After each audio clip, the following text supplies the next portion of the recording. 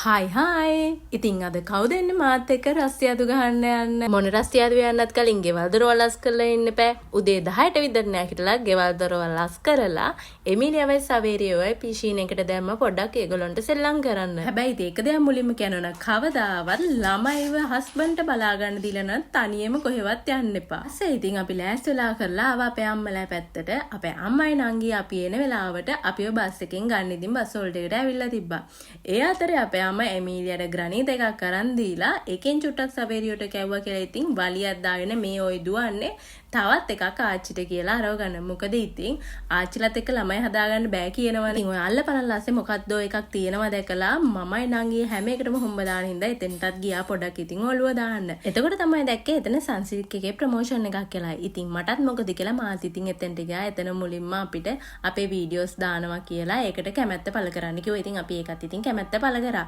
ඊට පස්සේ අපිට මුලින්ම ඒක ගැන පොඩි විස්තරයක් දුන්නා. ඊට පස්සේ මේ බොටල් එක අරගෙන අපේ ඉතින් ෆොටෝ දෙකක් තුනකුත් අරගෙන අපේ කැමති සෝෂල් මීඩියා එකේ ඉතින් ඒක දාන්න කිව්වා. ඊට පස්සේ ආතේ තියෙන බොටල් දෙකකුයි පොඩි පනාවකුයි ඉතින් හම්බුණා. ඒකත් ඉතින් මම අරගෙන ඉවර වෙලා මම එමිලා ඉතින් ආවා. ඉතින් මටත් හරි සතුටින් නිකන් හම්බුණ දෙන්නේ. හැබැයි ඉතින් ඒක පට්ට සුවඳයි. ඔය අතරේ අපේ සවේරියෝ නම් කරේ ඉතින් හොඳට නිදාගත් එක.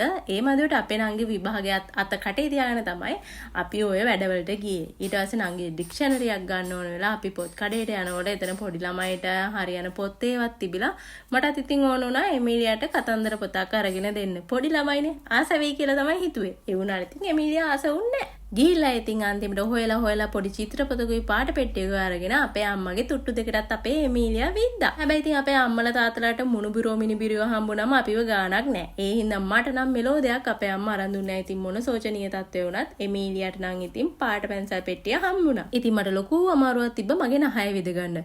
ඊට පස්සේ නහය විද්දලා තමයි තේරුනේ ඇයි යකඩෝ මම මේ නහය විදගත්තේ කියලා පුදුම වේදනාවක් තිබ්බ ඇස් දෙකෙන් කඳුළුත් පැන්නා. ඉතින් පස්සේ තමයි තේරුනේ ඒ දාපු කරබ්බෝ නහයට ගොඩක් ලොකු කියලා. ඒත් ඉතින් මොනා කරන්නද දවස් 3ක් යනකම් මට කරබ්බෝ මාරු කරන්නත් එපා කිව්වා.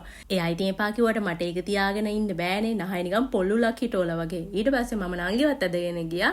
කනටයි නහයටයි ඕන කරන ඉතින් කරාබු දෙක තුනක් ගන්න. මම හිතාගෙන ගියපු කරාබු නම් තිබ්බේ නෑ. මොකද මං හිතනේවා මේ ලෝකේ හොයාගන්නත් නෑ. ඊට පස්සේ ඉතින් ඔන්න ඔහේ තියෙන ලස්සන කරාබු දෙකක් අරගෙන මම බබාලව අපේ අම්මලා ගෙදරින් තියලා හස්බන්ඩ්ුයි මායි ඉතින් පොඩි shopping පාරක් ගියා. ඒ අනතරේ අපේ යාළුවෝ දෙන්නෙකුත් හම්බෙලා අපි ඉතින් එනකොට දැක්කා බඩ ඉරුඟු තියෙන තැනක්. එතනට ගිහිල්ලා ඉතින් පෙරේතකම යන්නත් එක්ක බඩ ඉරුඟු දෙකක් තුනක් ගත්තා.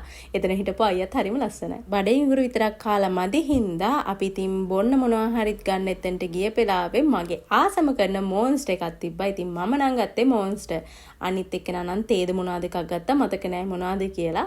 පෙරේතකම යන්නත් එක්ක මම නම් ඉතින් හොඳට මොන්ස්ටර් එක දාගෙන බිව්වා. ඒ අතරේ අපේ බඩ ඉරිඟු එකක් ආවා. එක එක්කෙනා ගත්තේ ස්පෙෂල් එක දේවල්. මම නම් ඉතින් ආස වුණේ නිකන් තඹපු බඩ ඉරිඟු කන්න. අපි මෙතනින් බඩ ඉරිඟු කනකොට හැබැයි ඉතින් ලංකාවේ ඉන්නා වගේ ෆීලිං එකක් ඉතින් විනාඩි 5-10කට වගේ ඉතින් අපිට දැනුණා. රස්තියාදු ගහලා මහන්සි කියලා මියුසිකල් ෂෝ එක මිස් කරගන්න බෑනේ ඉතින්. අපි ඒ හින්දා සටස් පටස් ගාලා ලෑස්ති වෙලා මියුසිකල් ෂෝ එකට දුවන්න තමයි මේ හදන්නේ. එහෙනම් ඉතින් බයි බයි.